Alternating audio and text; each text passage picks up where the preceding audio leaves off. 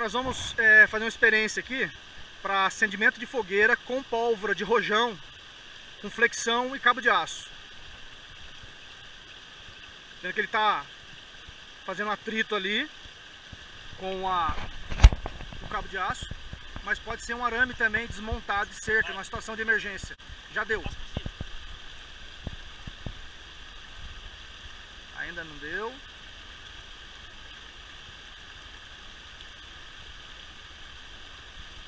Ainda não.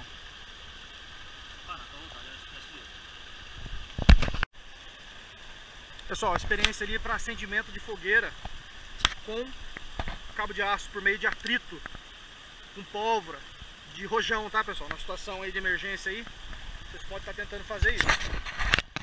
Saiu fumaça, colocou na pólvora, acendeu, aí você vai alimentando fogo. Tá vendo? Deu uma... Pessoal, nós vamos fazer uma nova tentativa agora. Vai coisando aí. Agora a gente colocou ali isca com pólvora, vaselina industrial, com mais tamanho. Vai aí, mais um pouco, velho. Não tem problema, vai que vai. Pessoal, tá vendo um atrito? Olha a fumaçona. Agora... Aê, garoto!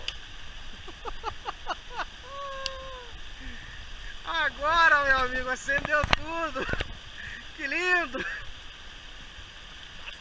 Caramba, a gente tá o bichão mesmo, hein? Bear Grylls, se vê isso, o Bear Grylls agora, meu amigo, é cuidar do fogo.